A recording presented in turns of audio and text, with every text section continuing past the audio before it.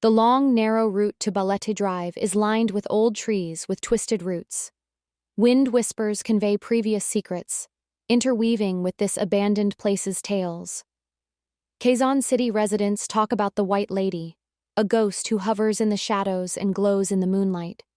For years, her mournful presence has enchanted nighttime travelers on this path.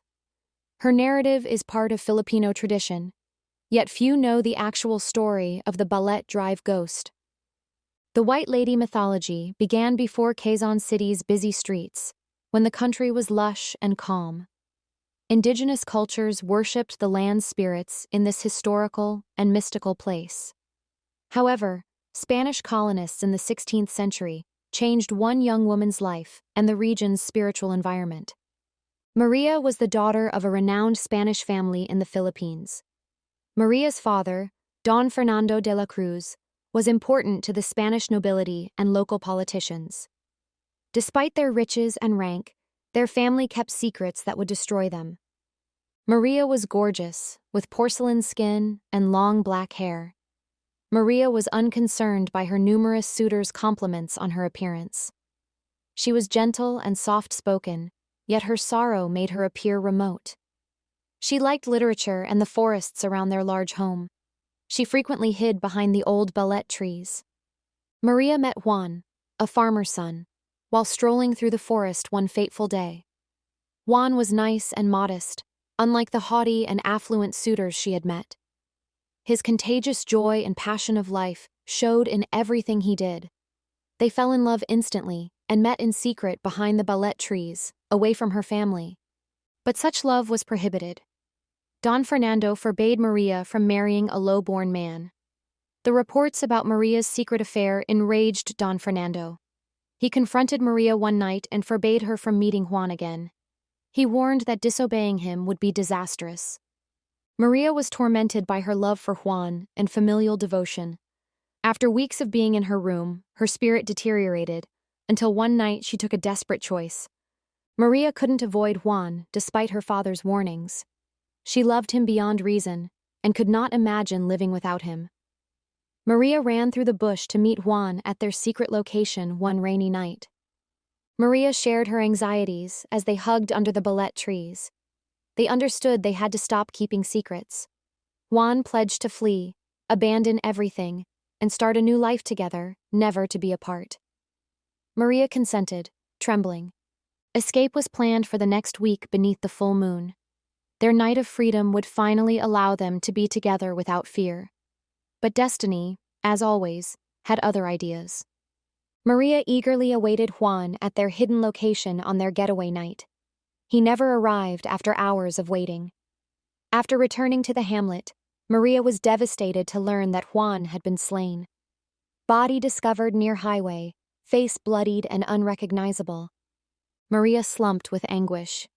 She became angry from her suffering. She deeply believed her father caused Juan's death. According to community tales, Don Fernando had paid men to assassinate Juan to prevent his daughter from running away with a farmer's son, disgracing the family. Grief and wrath consumed Maria, who vowed revenge. She could not forgive her father for his brutality or endure Juan's loss. She killed herself amid the Balete woods, where she had previously found delight, late one evening. Her death was violent. Her corpse was discovered hanging from the balete tree the following morning, her white dress flowing in the air. Her hope and love were gone from her eyes. The place that provided her comfort was now her grave. Maria's spirit persisted. Her sorrowful and angry death linked her soul to earthly life. And thus began the White Lady tale. Travelers visiting Balete Drive reported seeing a ghostly apparition. She always wore white, her long black hair flowing behind her, and her face shadowed. She would appear along the road, but disappear when approached. Some stated they heard her crying, while others said she appeared in their automobiles' back seats, with chilly breath misting the windows, before disappearing. Years of sightings, each report scarier than the last. Some claimed Maria's ghost was seeking retribution on Juan's killers, while others said she was longing for her lost love and must walk the world forever. Known for its spooky ambiance and ghost tales, Balete Drive became notorious.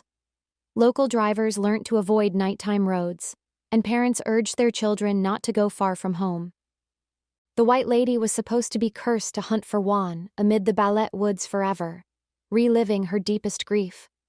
The rumor drew thrill-seekers, paranormal investigators, and overseas tourists wanting to encounter the ghost.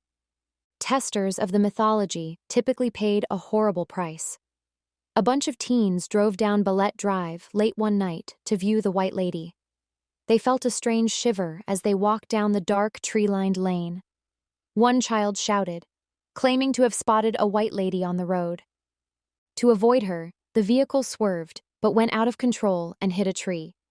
Police came and discovered the automobile wrecked, but the lady in white was gone. The youngsters survived the collision, but never discussed what they witnessed that night.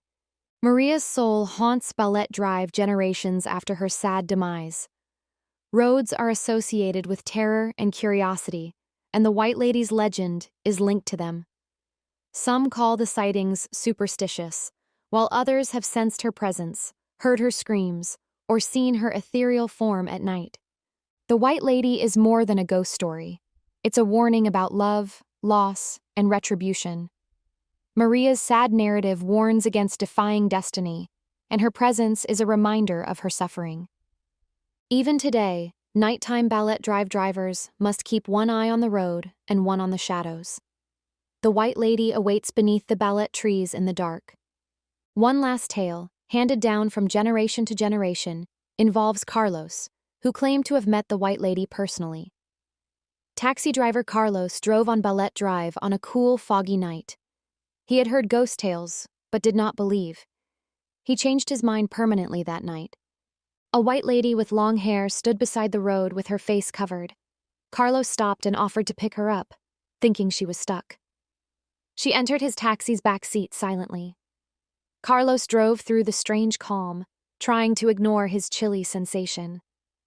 After looking in the rearview mirror, he knew something was seriously wrong.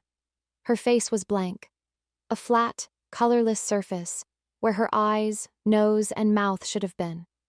Carlos swerved, but the lady was gone when he turned back. Shaken, he drove home silently, fearing returning to Balete Drive.